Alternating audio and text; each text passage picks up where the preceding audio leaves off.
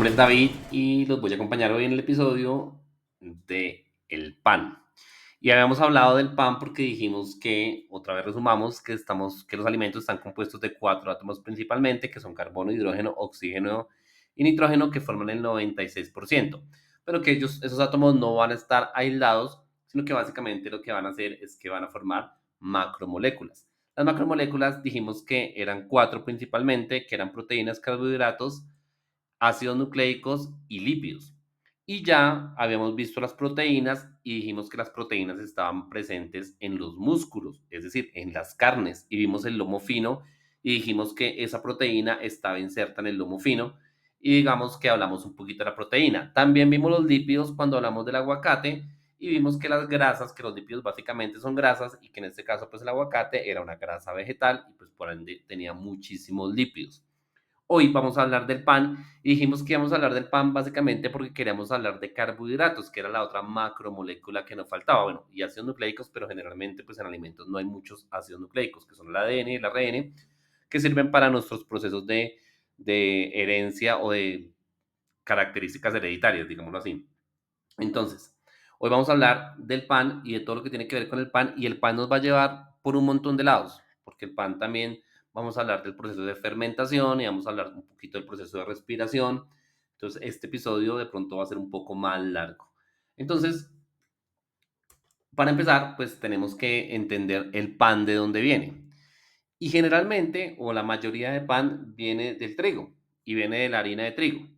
Y entonces la harina de trigo, pues digamos que o el trigo va a realizar el proceso de la fotosíntesis, que también ya lo hemos visto, que dijimos que tomaba el sol y que con ayuda de agua y ayuda de CO2 o dióxido de carbono, pues iba de todos modos a producir como la molécula básica, que era como la glucosa, y moléculas derivadas, que es la que vamos a ver hoy.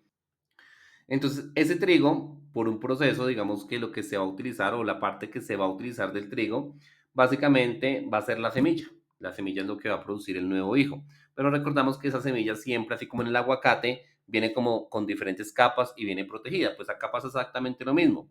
El trigo, si uno coge un pedacito de trigo, una semillita de trigo, uno lo que va a encontrar es que por fuera va a tener una capa superficial que se va a llamar salvado. Internamente, así como el aguacate, va a tener una capa que va a ser el endospermo, y ese endospermo va a ser muy rico en almidón y muy rico en proteínas. Y una de las proteínas que vamos a hablar mucho es el gluten, que es el que básicamente contiene como esa semillita del trigo. El salvado, por su lado, la capa que está externa, va a contener fibra, va a contener muchas vitaminas y muchos minerales, pero lo más importante del salvado es que va a contener fibra, y vamos a ver por qué es importante. Y por último, pues está por allá el germen, que va a tener grasas saludables, va a tener también vitaminas y va a tener proteínas. Pero realmente, para hacer la harina blanca que conocemos, la que se hace el pan normal, pues vamos a utilizar solamente el endospermo, que el endospermo es rico en proteínas y rico en almidón, y el almidón, digamos que va a contener las sustancias de reserva para la energía de nosotros. Y la proteína va a cumplir un papel que ya lo vamos a ver. Pero también podemos utilizar, o hay harinas que utilizan, por ejemplo, o muelen todo, muelen el salvado con el germen y con el endospermo y forman lo que nosotros conocemos como la harina integral. Es más buena porque es más buena porque básicamente va a tener más grasas, va a tener más vitaminas, pero va a ser importante porque va a tener fibra y la fibra va a ser muy importante para nuestra buena digestión. Tendremos que hacer un programa completo de la fibra, pero después lo vamos a hacer. Entonces, por el momento, entendamos que hay como dos tipos de harina. La primera harina es la harina blanca que hace del endospermo y la segunda harina es la harina integral, que es la que cogemos todo. Vamos a hablar de la harina blanca, de la que solo se utiliza el endospermo.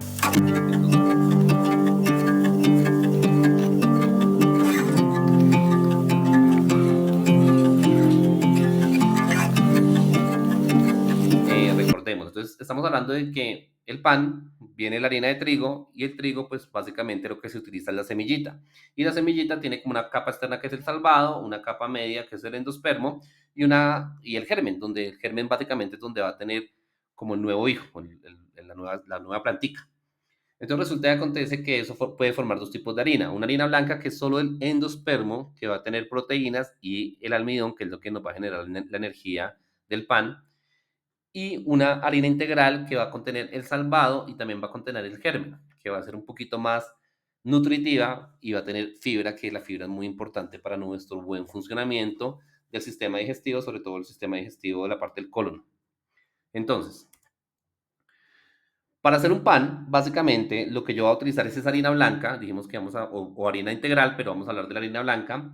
Y esa harina blanca la vamos a hidratar. Para hidratarla lo que tenemos que hacer es revolverla con agua. Entonces vamos a coger esa harina blanca y la vamos a revolver con agua. Le vamos a añadir un poquito de azúcar y también le vamos a añadir levadura. Esos son como los cuatro principales ingredientes. Lógicamente, cada chef, cada cocinero, cada panadero, pues hará sus variaciones. Pero los cuatro principales ingredientes van a ser agua, harina blanca, levadura y azúcar. Es como lo principal. Entonces, básicamente lo que pasa cuando se hace un pan es que las proteínas y los carbohidratos que vienen en el almidón de la semillita, del endospermo, de la harina, ¿cierto? Al mezclarlos con agua, ellos se van a mezclar. Y al mezclarlos, ellos se va a generar una proteína que se llama gluten, que es la proteína con que viene, digamos, que esa semillita, la semillita del trigo. Ese gluten va a ser una proteína que va a tener cuando yo estiro y amaso el pan, lo que yo estoy haciendo es formando como una red de esa proteína que se llama gluten. Esa proteína tiene la capacidad como de estirarse, como de formar ese, digamos, que ese tipo de red.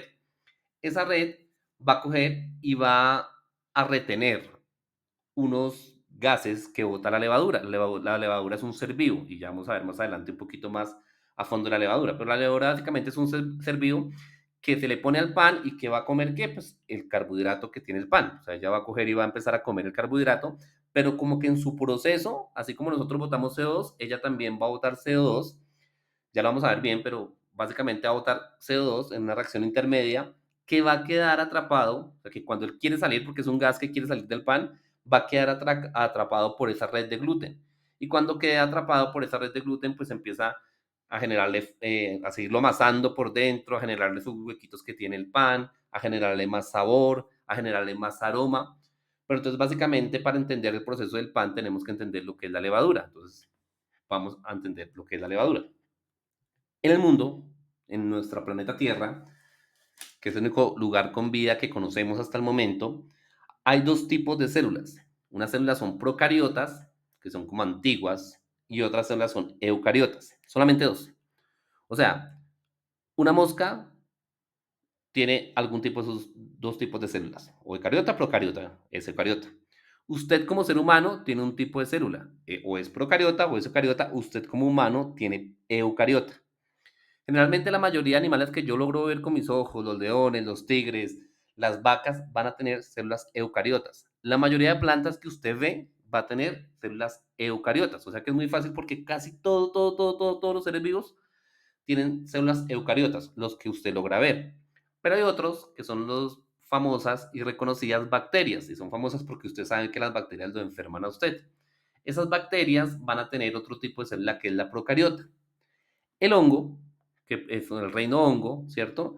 Tiene células de tipo eucariota, o sea que la levadura que estamos viendo tiene células de tipo eucariota. Una eucariota es diferente a una procariota.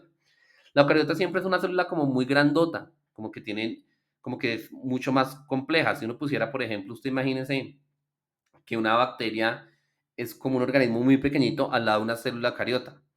Es importante porque es como la mínima unidad viva, o sea, como que la célula, las dos, la procariota y la eucariota, pueden vivir sin necesidad de absolutamente nadie. Entonces, son organismos como, por ejemplo, en las bacterias son organismos unicelulares que ellas pueden vivir solitas sin necesidad de nadie. Las eucariotas, también hay organismos unicelulares, pero la mayoría, digamos, que vive como en organismos multicelulares como nosotros, que aunque hace funciones solita, pues necesita como de todo el equipo, de toda la fuerza, de todo el cuerpo para poder mantenerse. Los hongos, el reino hongo, tiene células de tipo cariota, que son como más grandes, son más complejas, tienen núcleo definido, tienen un montón de cosas adentro para poder operar. También la procariota es como más sencillita, menos compleja, y eso no quiere decir que sea menos evolucionada, ¿no? Porque las bacterias también son iguales de evolucionadas a nosotros, porque si hemos llegado hasta acá, es que somos iguales de evolucionados.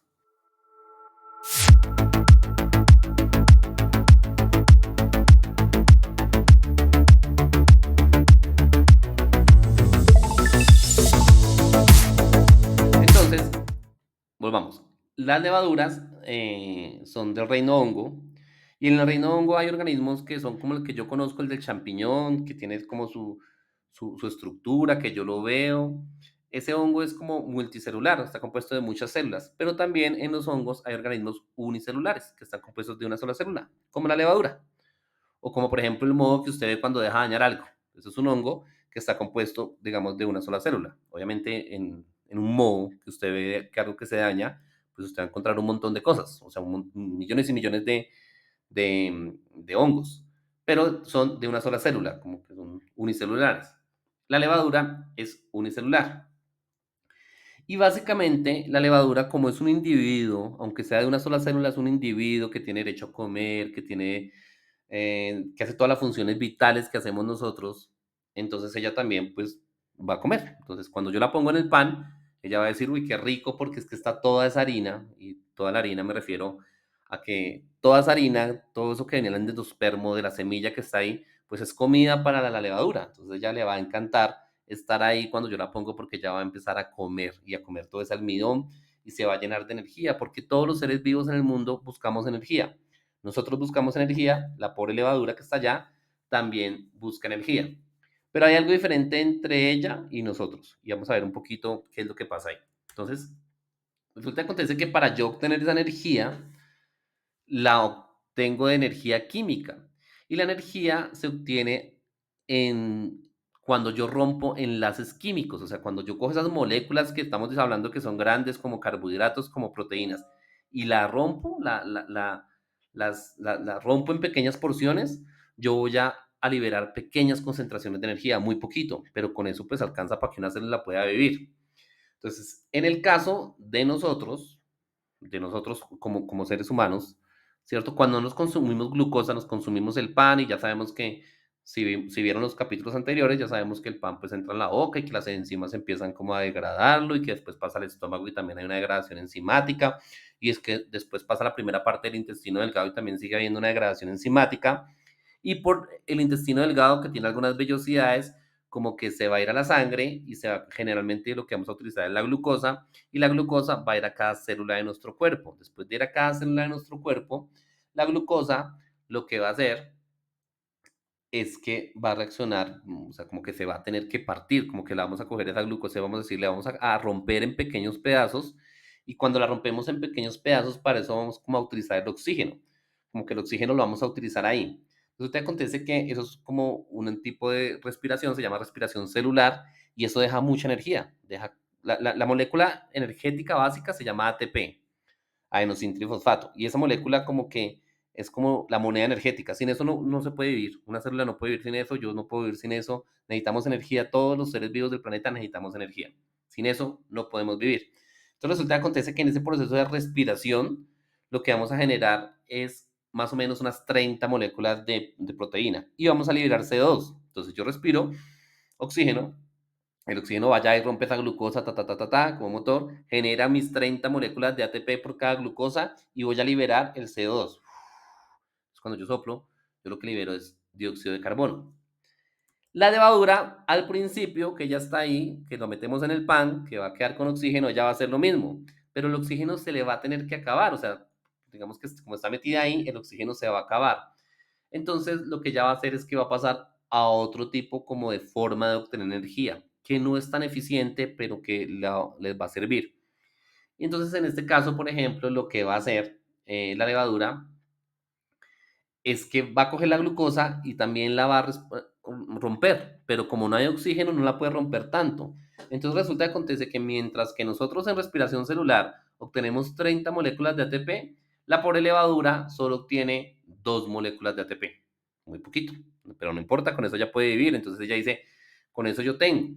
Y ella también en esas reacciones intermedias va a liberar como forma de desecho etanol alcohol. Y también va a liberar CO2, lo que botamos nosotros, en una forma como de desecho. Ese dióxido de carbono va a quedar atrapado. ¿Por qué? Porque yo ando amasando el pan. Entonces, cuando yo amaso el pan, lo que hago es generar esa red de la proteína que es el gluten y genero una red. Y cuando va a salir, el CO2 va a tender a salir, se van a formar esas cositas en el pan que son como esos huequitos que tiene el pan, le va a dar sabor.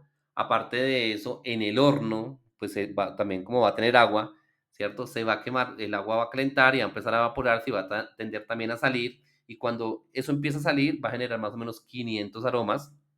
Y aparte de eso, en el pan también se da una reacción que se llama una reacción de Maillard, que la tendremos que ver la próxima clase.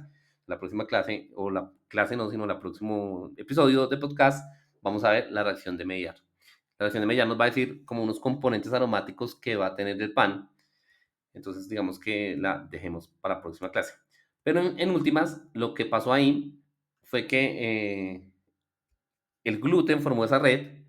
El gluten es una proteína, recuerden, es una proteína que viene de la semilla y formó esa red. Y cuando empezó a escapar el CO2 o cuando empezó a escapar el agua, el vapor de agua, pues empezó, digamos que, a seguir moldeando el pan adentro, a generarle más sabores, a generarle reacciones intermedias entre ellos que le generaron más sabores. Incluye, con, digamos, por ejemplo, el alcohol en forma de salir, que le da el sabor característico del pan o lo rico que es el pan, por ejemplo.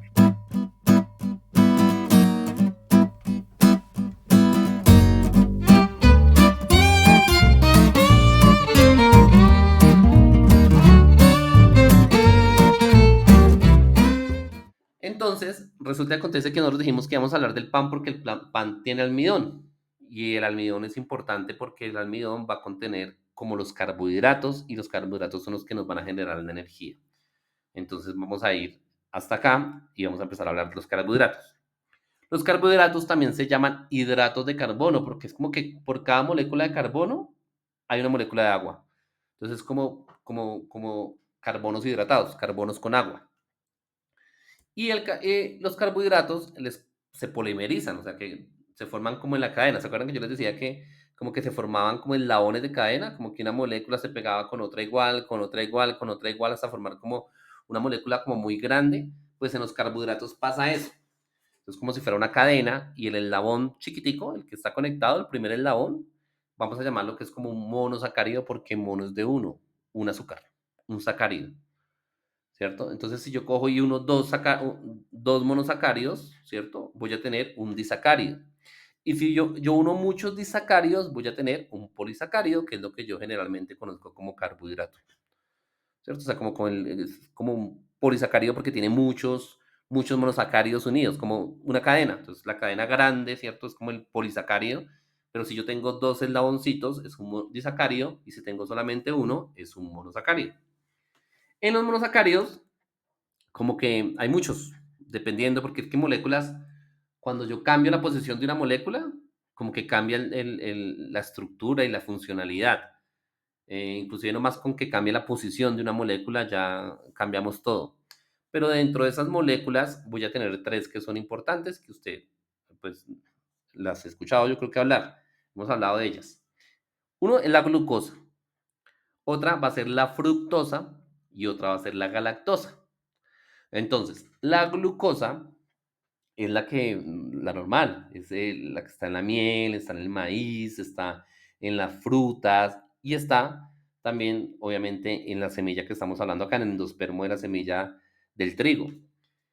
Tiene sabor dulce y es principalmente la fuente de energía de mi cuerpo. Entonces yo en la sangre tengo glucosa y yo todo lo convierto en glucosa para poder de ahí romper la glucosa con el oxígeno y sacar energía. ¿Energía para qué? Para yo moverme, levantarme, trabajar, etc. Tengo la fructosa, que es otro tipo de monosacárido que también es dulce, que está también en la miel, generalmente se le llama el azúcar de las frutas, y él se metaboliza como que principalmente como que en el hígado como que es donde hace como su reacción.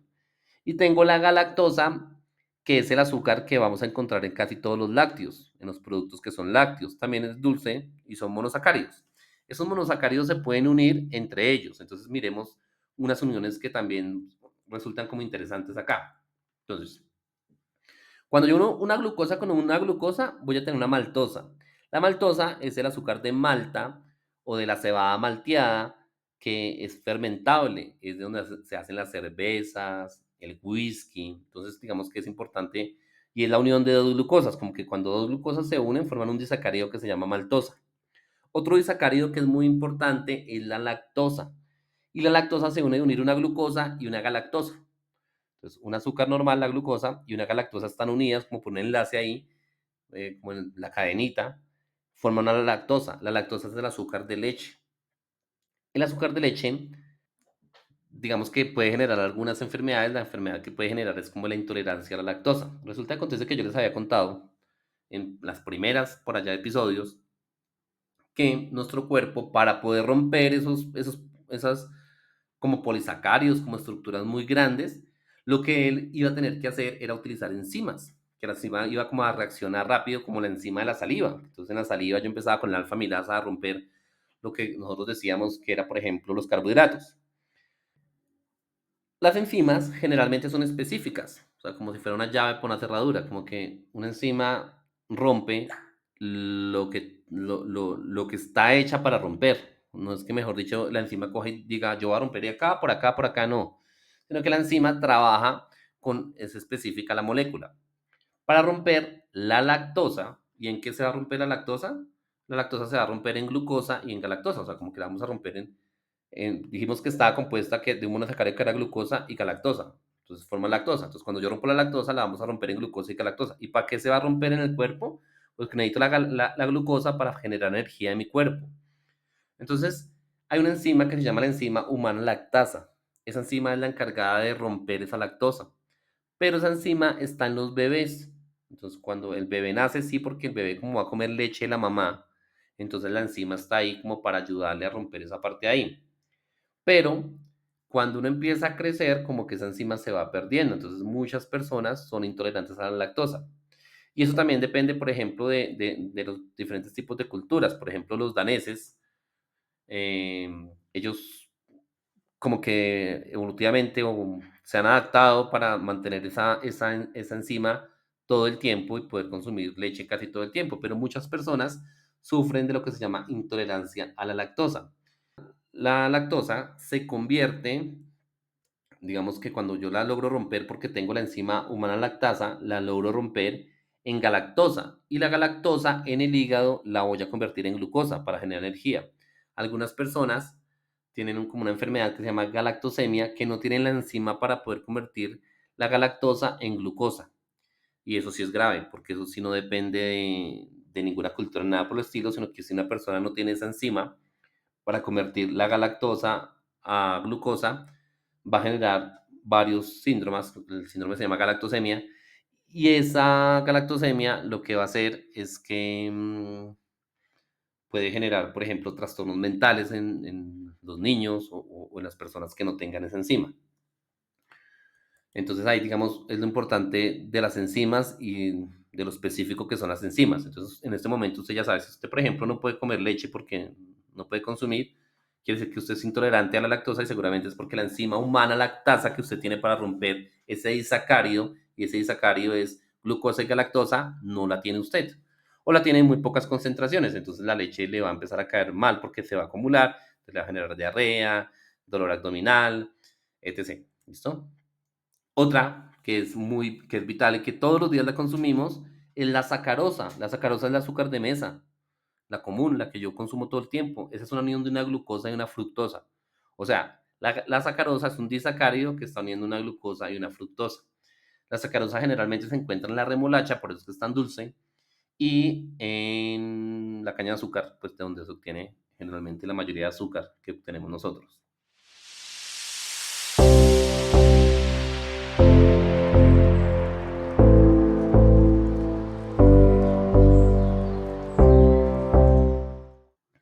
Ahora bien, esos disacáridos se unieron. Dijimos que ellos se unían ya para formar polisacáridos que son como estructuras mucho más grandes. Esos polisacáridos pueden ser varios, muchos, pero yo voy a traerles como unos que son importantes. Uno es el almidón. ¿Y por qué el almidón es importante? Porque el almidón viene en qué? En el trigo. Y en el trigo se utilizaba ese almidón para hacer el pan. El trigo es un gran polisacárido que está compuesto de muchas glucosas, tiene una estructura interna y las plantas lo utilizan para almacenar energía. Entonces, digamos como que la planta dice, yo tengo mucha energía, como que lo convierto en almidón y lo guarda internamente para cuando haya escasez, ella pueda romper eso y obtener energía. También viene, por ejemplo, en la papa mucho. Eso es como la molécula de reserva de los vegetales. Pero también hay una reserva, una molécula de reserva de los animales, y es el glucógeno. Es decir, nosotros tenemos glucógeno, por ejemplo, en nuestro hígado y en nuestros músculos. Y cuando hacemos ejercicio, lo que hacemos es romper ese glucógeno para obtener glucosa y obtener energía. Pero no solo sirven para reserva, sino también para estructura. Entonces, por ejemplo, la celulosa, los árboles que usted ve, las plantas que usted ve, la madera, tienen celulosa. La celulosa es un gran carbohidrato y sirve como carbohidrato de soporte para resistencia de plantas. Yo no puedo comer celulosa porque yo no tengo enzima para romper la celulosa. O sea, la celulosa internamente tiene glucosa y tiene energía, pero yo no puedo romperla. Me queda complicado romperla porque no tengo las enzimas. Entonces, digamos que la celulosa no la puedo degradar en mi cuerpo. Yo no puedo comer pasto porque me va a salir igualito. Pero usted ve que las vacas sí pueden comer pasto. Y es que las vacas, ellas no, pero ellas tienen como unas bacterias asociadas que tienen enzimas que pueden degradar la celulosa. Pero pues es bastante complejo. También otra que se llama la quitina. La quitina es la que está protegiendo, por ejemplo, los champiñones. Cuando usted tiene un champiñón, la capa externa va a ser una capa de quitina que le va a ayudar a darle resistencia, a protegerlos. Y en los insectos, también como que los insectos tienen como un exoesqueleto. Si uno bota un insecto, es como si tuviera como una caparazón, como una armadura. Esa armadura está compuesta de quitina. Y también voy a tener las bacterias, por ejemplo, aunque no las veamos, están ahí y generalmente ellas tienen como una capita que las va a resistir, que también es un carbohidrato que se llama peptidoglucano. Qué más puede servir? En nuestras células, por ejemplo. Nuestras células tienen una cosa que se llama como glucoproteínas, que son como, aparte de los lípidos, que se acuerda que vimos que las células, las membranas estaban formadas de fosfolípidos, van a tener como unas glucoproteínas y las glucoproteínas lo que van a hacer es que van a servir para la comunicación, es decir, para que la célula sepa que es su célula y no la ataque. O sea, la célula, digamos que cuando llega una bacteria, nuestro sistema inmune coge y dice, uy, eso no es de acá, y lo ataca. Pero, cuando las células tienen esa glucoproteína y todos somos igualitos, entonces es como una marca, como que, esta es de aquí el cuerpo, esta es de aquí el cuerpo, esta no hay problema. Entonces, pero cuando algo no tiene esa glucoproteína, entonces como que se ataca porque no es del cuerpo. También hay personas que, por ejemplo, de ese gluten que consumimos, que es una proteína, se ha visto, o hace poco, como que se ha empezado a ver una enfermedad que se llama celiaquía o enteropatía sensible al gluten. Y esa enteropatía sensible al gluten es una enfermedad bastante rara porque lo que pasa es que es como una enfermedad inmune, como que cuando uno consume gluten se descontrola el sistema inmune y lo que hace es que empieza a atacar como esas vellosidades del intestino, donde se pasa esas moléculas a la sangre, se empiezan como a atacar, como que las empiezan a atacar. Y entonces el organismo pierde la parte nutritiva. Hasta ahora se está pues como estudiando, pero a las personas que tienen eso se les prohíbe el gluten. Y con eso hemos terminado la historia del pan y la historia de los carbohidratos y ya llegamos a las tres moléculas principales, macromoléculas, que son carbohidratos, lípidos y proteínas. Y si usted ha visto los episodios, todos, usted ya debe estar volando en ciencia, debe entender mucho más como por lo fundamental. Obviamente cada cosa de estas es mucho más profunda y mucho más fuerte, pero está entendiendo como lo fundamental de los alimentos desde la ciencia.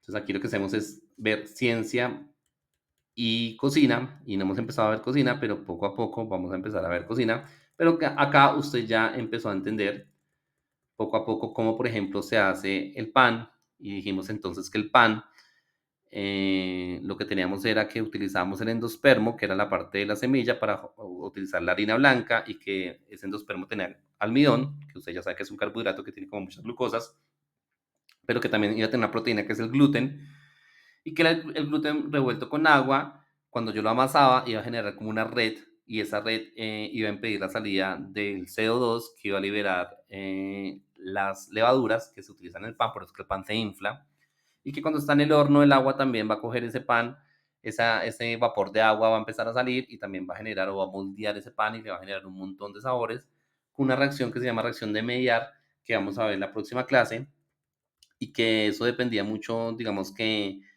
la hechura del pan depende mucho del proceso fermentativo, y el proceso fermentativo era una como reacción química que hacían las levaduras para obtener energía, que no obtenía mucha energía, pero con lo que obtenía como que le alcanzaba. Entonces, digamos que esa es como la parte del proceso fermentativo.